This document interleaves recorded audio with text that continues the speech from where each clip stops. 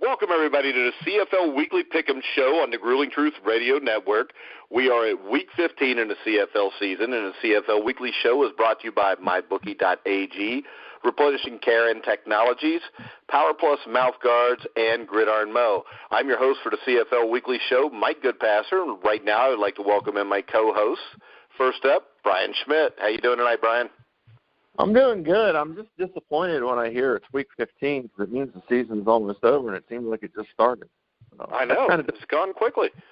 And, of course, as always, we want to welcome in also four-time CFL Grey Cup winning running back, Robert Drummond. How you doing tonight, Robert? Pretty good. How's it going? Just ready for the season to start really getting to the real part of the season, which is the playoffs.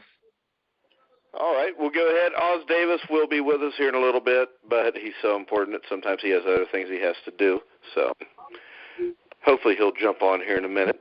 But we're going to start off with the Winnipeg Blue Bombers. The Blue Bombers didn't give up the lead the entire game, led throughout as they cruised to a 29-9 victory over the Ottawa Red Blacks at Investors Group Field in Winnipeg. The Blue Bombers. Robert, this team is legit. This team, I think, can win the Grey Cup this year.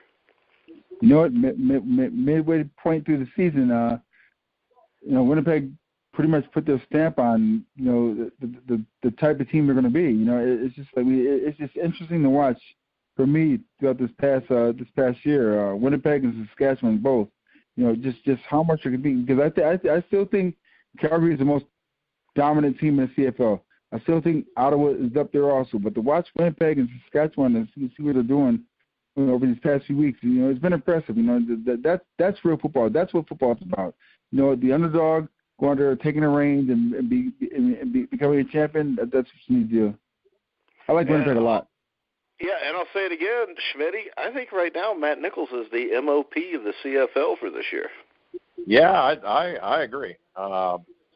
He has done everything can ask, and I bring this up again. I swear there was a week 2 or week 3, and we simply talked about, is he a guy that can win the game in the fourth quarter? Can he win the big games? And we all doubted that at that point. And we all doubted it, and I swear to you, he listened to the show, because from that point, he has been almost flawless. So, all right, and also I want to welcome to the show, because he just beeped in, Oz Davis. How you doing tonight, Oz?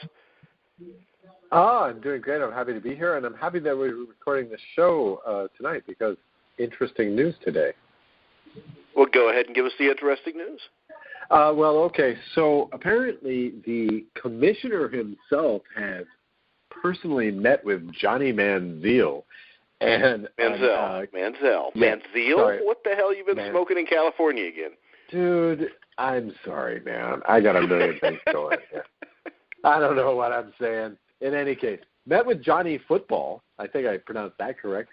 And apparently came to some sort of agreement and announced that he would not be playing in the CFL this year until certain conditions that were, quote-unquote, spelled out to Mr. Manziel by the commissioner are met.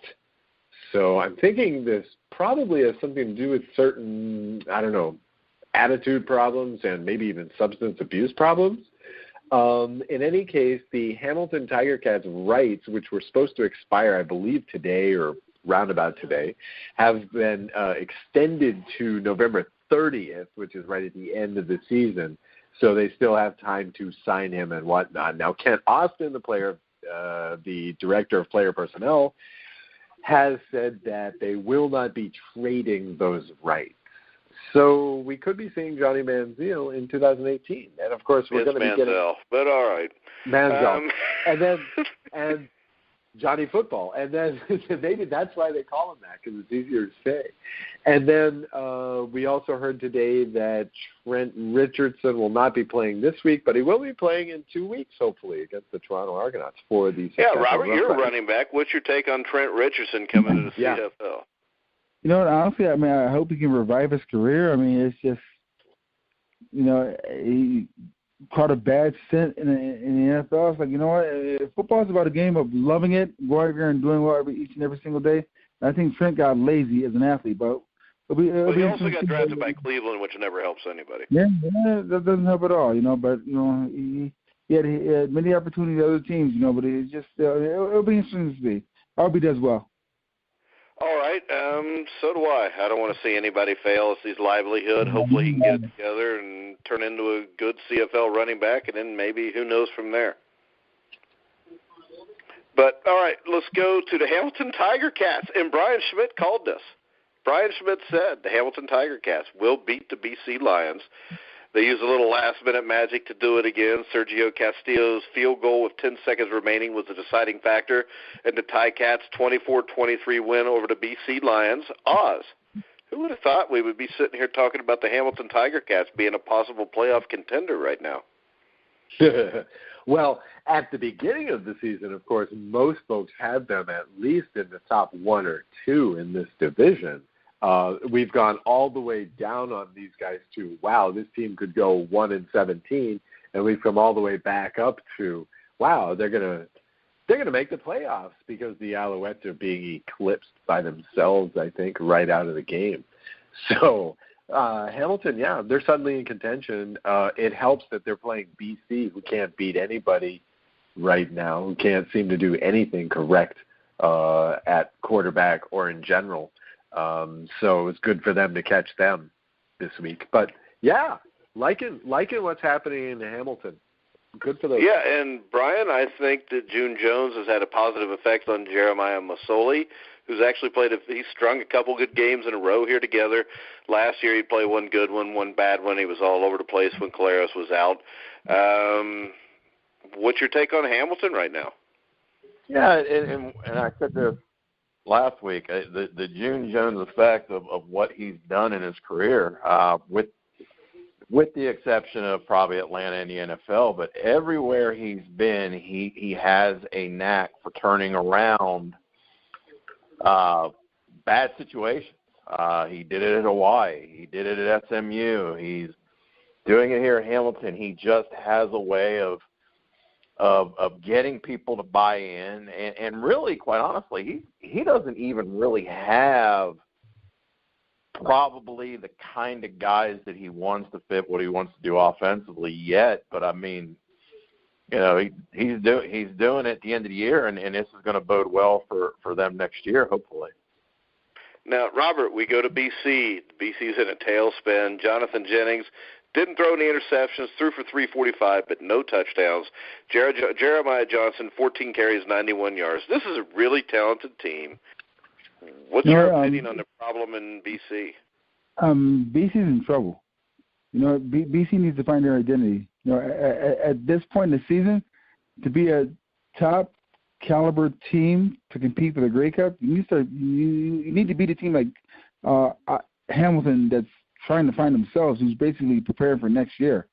Hamilton is just they're just throwing, mismatch things together to try and win games, to try and get players auditions. And for BC to lose to a team like Hamilton right now says a lot about BC. Right now they're struggling and they're in trouble. Jonathan Jennings is a quarterback that is very talented quarterback, but we've called him a gunslinger all along. Like you said, he didn't score any touchdowns, and there's no leadership in that team right now, and that doesn't bode well coming toward the end of the season. All right, and that brings us to Oz's Montreal Alouettes, who turned into the joke we thought they would at the start of the year. They got beat 33-19 by the Toronto Argonauts. Ricky Ray has pretty much dominated Montreal since he's been in Toronto. I think it's 6-3 now. Ray finished the game with just 182 yards passing, had a touchdown pass to S.J. Green. Oz, is Montreal done? Because it looks like they're done to me. Last week Durant doesn't complete a pass and they bench him. This week they let him play the whole game and he throws 3 to the other team. Well, yeah, because, look, nobody wants to be subjected to Drew Willie again. Nobody wants that, right? So we have to go with Durant. Now, here's another thing, because I was thinking about this. Why are we going through this charade? Why are we, Durant, I don't know, just doesn't have it or just isn't ready to play with this offense or there is no plan or something, right? Why put the guy in harm's way at this point, right? But I'm thinking this, and Montreal has done this, and CFL teams have done this before. You know, they give the guy the one last game before they either send him packing or send him to the bench. Maybe that's what this was. You know, maybe they're going to try and bring somebody on board this week and play quarterback for them because they limited their options to 2, and they clearly don't want to go with Drew Willie. You know, it's just like there's just nothing here anymore. There's just nothing left in Montreal. This team has been gutted. The previous management overspent on old guys, and now we're paying the price, literally.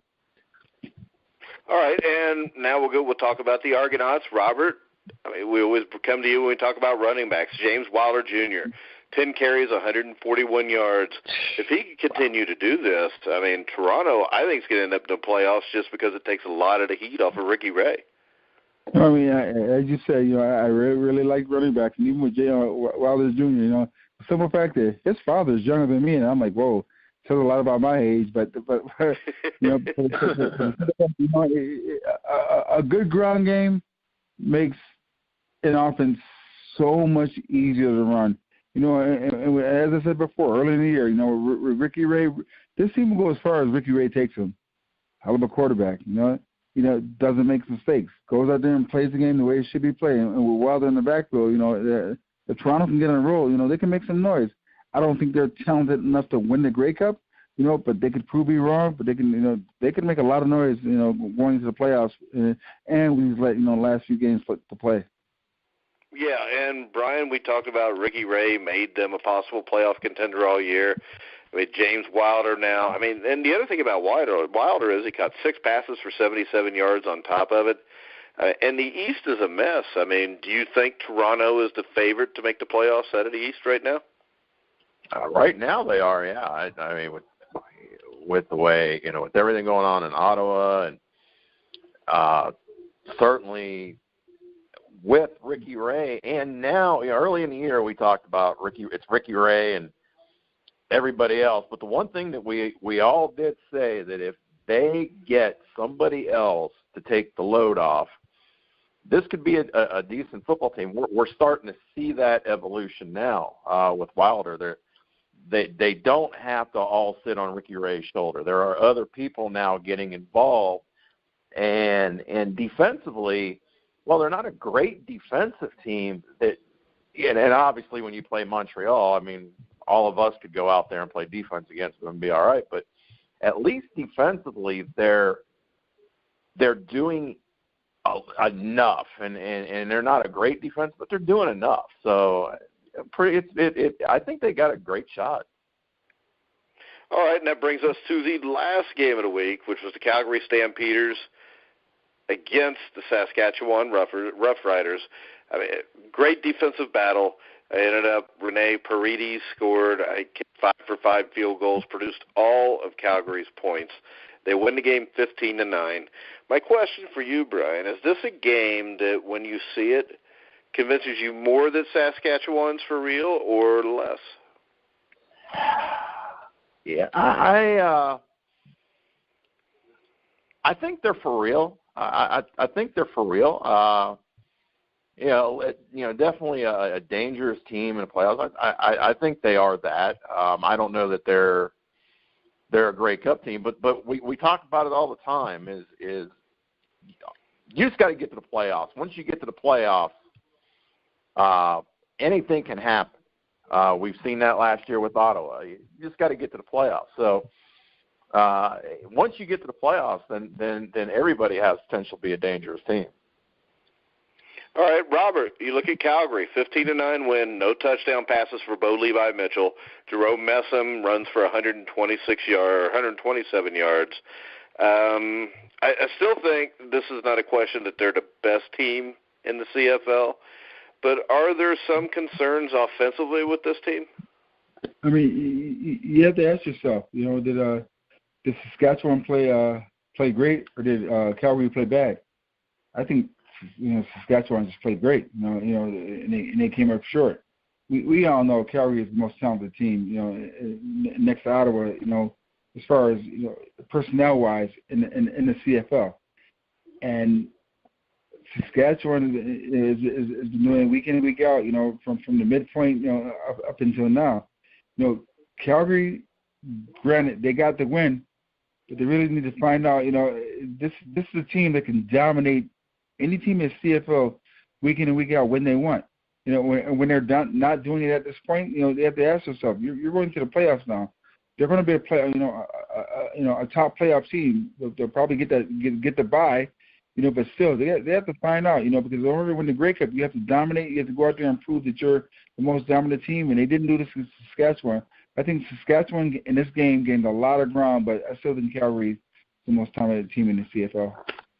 All right, Oz. Kevin Glenn, 12 for 19, 127 yards and an interception. Brandon Bridge, 6 for 7, 91 yards and a TD. Is there any quarterback controversy in Saskatchewan? No. Well, I talked about this on the Rouge, White, and Blue CFL podcast, not quite in the same manner, but look, I was just wondering if they just should have said, Brandon Bridge, you can start this game. Because the thing is not so much that Kevin Glenn is done or anything like that. He was just wounded. He's playing with that bad wrist. And even at half, they asked before the game, is he going to play? Yeah, he's going to start. They asked at half, they asked Chris Jones, is he going to come out in the second half? Yeah, he's going to start. And then finally they gave up on the guy. And Brandon Bridge, who was not the guy that Calgary had prepared for, marched the team down, got a touchdown on a decent-looking drive. So you're just wondering, of course they were thinking, yeah, you want the veteran against Calgary because Calgary defense is awesome. In response to your question to Robert, I'd say this game says more about Calgary being awesome. Now in the last 9 games, this defense has allowed 13.5 points. But in any case, maybe in hindsight, Jones just should have gone with Bridge, let him get the reps. You're going to lose this game with, a wounded Kevin Glenn. So I don't think there's a quarterback controversy. Yeah, I think agree, but you know how fans are. That's why I asked. Next week, Bridge will start, I think. I think next week Bridge is going to start because they think they can probably win with him, and they got to give Glenn the week off. They can't put him out there again. Not right now. All right, so we'll go ahead and segue into our picks for the week. And I'll let you start off, Oz. Saskatchewan at Ottawa. So are we going to do this with the lines? Because there's some crazy lines out there. Give us a line. Let's see. Hold on. I got to call this up here because I think this one has no line. So, yeah, I'm rolling with Saskatchewan. Probably Ottawa is not bringing back their number one guy. They're not going to bring back Trevor Harris. So we're going with number 3 guy again who just did not have it last week. Yeah, Ryan Lindley. Lindley. I don't believe that he can compete with Saskatchewan. Saskatchewan's a much better team. They'll bounce back even with Bridge at quarterback. Saskatchewan's the pick. Yeah, I agree with Oz on this one. Robert? I agree. Saskatchewan is just a better team. Saskatchewan has more to gain going there and proving that they're a powerhouse also. So I got to go with Saskatchewan. All right, Brian? Yeah, without Harris, Ottawa is just not very good. So going with Saskatchewan. All right, the next game, Oz is Alouettes with Drew Willie. It looks like Willie's playing this week, right? Starting? Yeah, I guess. I guess you have All right, to. at Calgary. I already know the line is because I looked at it today. And Calgary is favored at 17.5. And no, that's not down enough, to I don't 17 think. now. It's down to 17. On mybookie.ag at like 4 o'clock today, not that I would bet on games, but if I did, I would go to mybookie.ag. It was 17.5 points, so we're going to start off with Robert. Robert, Montreal at Calgary, or is this just a stupid question? That's a stupid question. I thought so. And that's the grueling truth from Robert Drummond. It's just a mismatch on paper. It's a mismatch in personnel. It's a mismatch, with the identities of both teams and where they're playing. I mean, really? Yeah, I agree. Brian, do you want to go ahead and pull the upset pick and take Montreal? This game is a lot like the Oklahoma drill with Oz on one side and Robert on the other. It'd be like Buster Douglas when Buster Douglas lost. I was going to say, when Buster Douglas beat Mike Tyson, the same effect. You have a dominant team against a very, very weak Not team. really, though, because people had seen Buster Douglas every once in a while show flashes that he was a good boxer. It's been a long time since we saw any flashes from Montreal that they could do anything. Yeah. Well, early in the season, we were praising them. You know, they were doing well. You know, at least they showed the first half of the season, but then the second half came, and as you always say, you don't know anything until about halfway through. They're not good at all right now. Wow, they're bad. They're a bad team. All right, Oz, do you want to pick the San Francisco 49ers at a CFL, or do you want to go with Calgary, the New England Patriots? No, of course. I think that's a good comparison. I think this would be like the 49ers at the Patriots. Sure. I think. Look, one of the things you got to understand about the Alouettes recently is that, look, when they got rid of Jacques Chapdelaine, the offensive coordinator / head coach, who, you know, just wasn't that exciting, you know, wasn't producing great plays. I think they gave up on him too soon, but whatever. They also got rid of Noel Thorpe. Now, through all this crap of the last 3-4 years in the post-Calvillo days, the Alouettes defense has always been among the top 2 or 3 in the CFL. They've always the defense was usually good enough to keep them in the game, so they didn't get beat the way they have been. Right, but since Thorpe is gone, they've been averaging 20 points a game. They're allowing 20 points a game minimum. I mean, this is the thing. They don't even have this anymore. The Alouettes don't. I mean, this is how bad they are. The bar for Calgary is 60-1, which they did to Hamilton earlier in the season. I don't think they'll run up that many points because they're not doing that these days, but they'll probably cover that 17 and a half too. All right, I'm going with Calgary also. The next game, we got a little rematch here. We got the Toronto Argonauts at the Hamilton Ticats. Now, this is actually a big game in the East. I never thought I would be saying this was a big game. But if you look at the standings, I mean, right now, if Hamilton gets this win, it pulls them to within, a game and a half, 2 games at first place, and the way this division's going, you never know. So, Oz or Brian, Toronto against Hamilton, who you got? I am going with the Tiger Cats. Wow.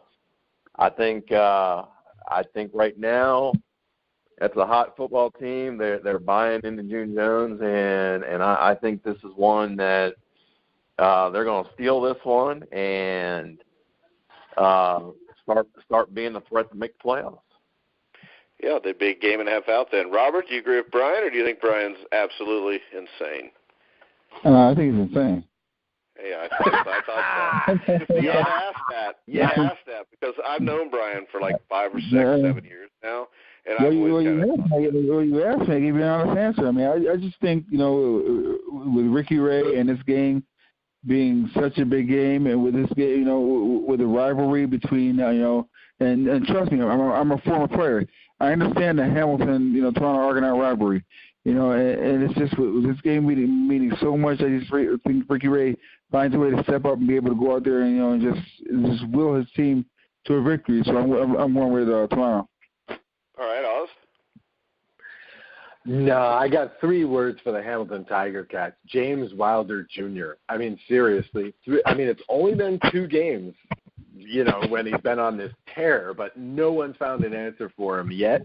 I don't think Hamilton's going to have the answer for him. And I think Toronto, I mean, you guys talked about it before. Toronto has all the pieces right now. Look, they're a 3-point favorite in this game. At Hamilton, they're going to win by more than 3, I think. They're just a much better team. And you know, the factor is Wilder. Wilder's the factor. All right. I don't want to be called insane by Robert, so I'm going to pick Toronto. The last game, the Winnipeg Blue Bombers at the Edmonton Eskimos. This is an interesting game. Edmonton hadn't won since, 2004 right now, it seems like. Going against Winnipeg, who's as hot as anybody this side of Calgary. Robert, Winnipeg at Edmonton. Winnipeg. Are you serious? I mean, the way they're playing right now, you know, and the crunch time, I mean, it's Winnipeg. Well, see, for me, I'm going for Winnipeg, too, and it's not so much how Winnipeg's playing right now, but just how bad Edmonton's been. Couple that with the way Winnipeg's played, and it's hard to see Edmonton winning this game. But here's the thing. I mean, Edmonton has very, very good athletes, very good players. They're the same team that won. They're the same team that ripped off, 6, 7, 8 wins in a row early in the year. So they're a very talented team. They just lost their way. They don't understand what they are capable of the team. And right now, Winnipeg is just playing great football. Football is a psychology, a dichotomy of playing well at the right time. But right now, Winnipeg is just playing well. Edmonton is not. If Edmonton finds their groove next week, watch out. If they find their groove next week, watch out.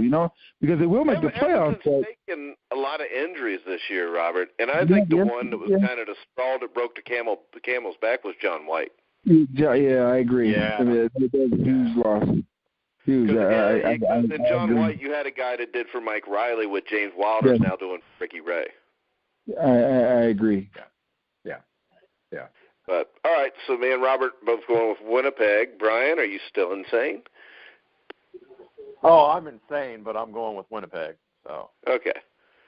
Well, it's good that they let you speak to a class during career day at a school then. Oh, yeah. That's a little iffy now. I may have to call the school board and see what the hell's going on. But well, this was actually about 6 or 7 schools, about 1,300 eighth graders, and so you always have to have somebody insane to be around a bunch of eighth graders. It happens that way. You would be that guy. I agree completely. All right. Speaking of somebody that's criminally insane, we've got Oz Davis. Oz, what do you think? Winnipeg at Edmonton.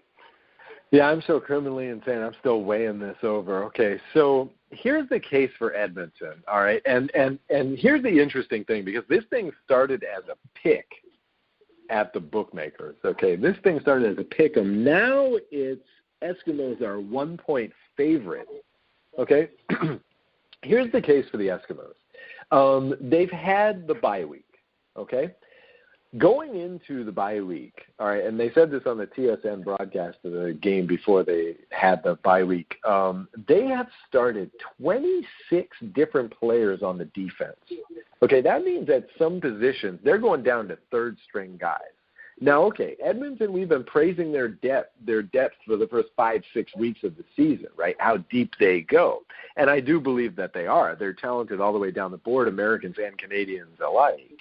But they don't have time to adjust on the fly. Now, they've had 2 weeks off.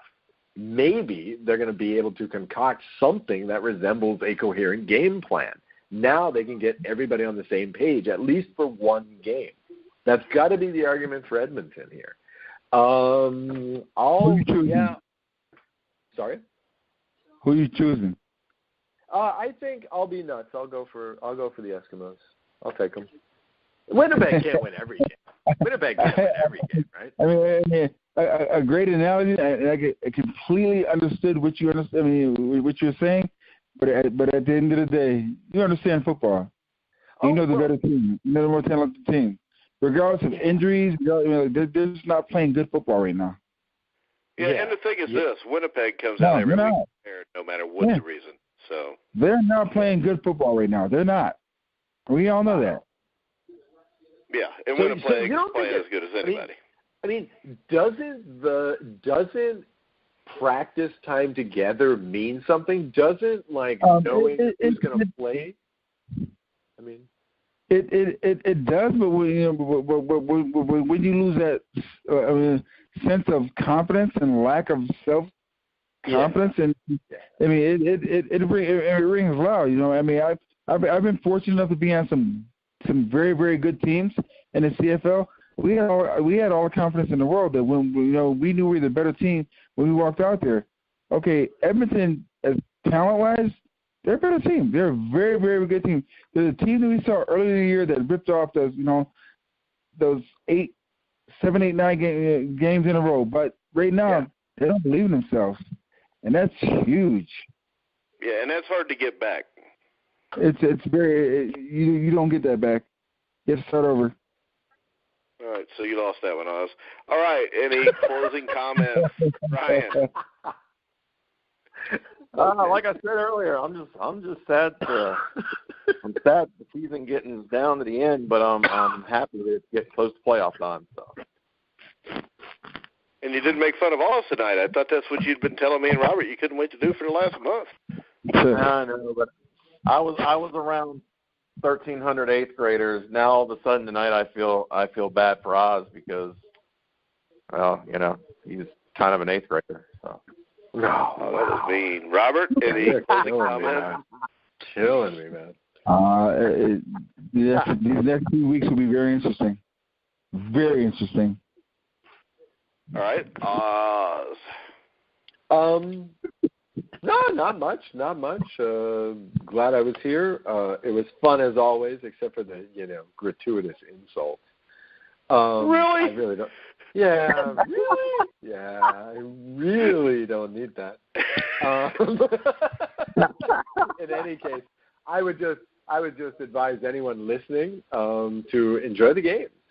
Enjoy the CFL games. God, I hope some Americans are still watching CFL, because I was going to ask you this, Mike. I know that you do NFL shows, you do college shows, you do CFL shows. Actually, I can ask Brian this too.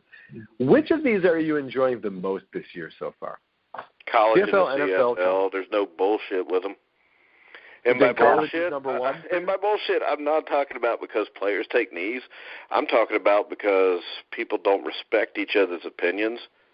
And for some reason in the NFL, everybody gets all hell bent out of shape over something that they don't understand. And that's what this is. And you got a president who's an absolute moron who's going to curse. He's going to curse on TV, about something that, number one, if you're the president, you're not supposed to try to influence business with a corporation no matter what. Yeah, number two. And number two, the thing I always get pissed off at is all these people that get mad at the players that are kneeling. They always say, well, they're on company time. But as we saw this week, the company don't have a problem with it. So if the company don't have a problem with it, and this is supposed to be a free country, you ought to be able to take a knee for whatever the hell you want to take a knee for. All right. Politics is a bad subject to discuss. Yeah. Let's not go there. Robert, is this. The good thing about it is all four of us feel the same way, so there's no argument. I don't want to be at a panel where everyone agrees with each other. Of course, I like to hear indifference and everything, but at the end of the day, it's about being a human being and seeing, the human factor of it. It's like, I'm not a woman. I'm a 6'4", 240-pound man. At some point, but I can empathize with a woman, or a woman who's trying to understand rape, where a bigger guy, dominates himself over her and takes everything away from her. I can empathize with her. I can understand that.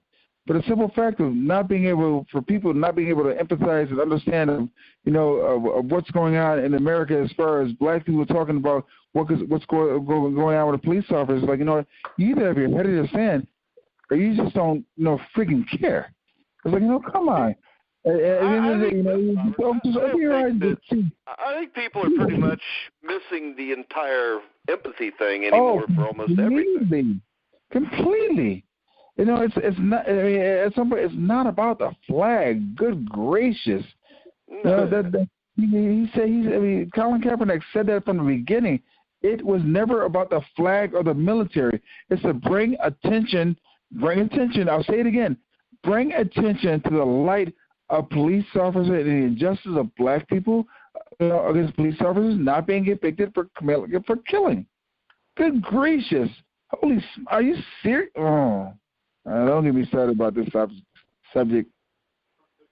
How come you don't live in Canada, a lot. Robert, how come you don't live in Canada? Did you not like it up there? Is it too cold? Or what? Well, because my children are here now, and I have to see them grow up and make sure they're safe. But as soon as they're safe and they're done, I'm moving. I'm retiring in Canada. I'm out of here. Good on you. Good. I don't blame you. I'm out of here in a heartbeat. Yeah, it just gets old, and everything you hear on the news is about it, and it just leave people alone. Let them believe what they want to believe. Yeah. Let them make the statements they want to make. Like, who are they hurting? My goodness. Yeah.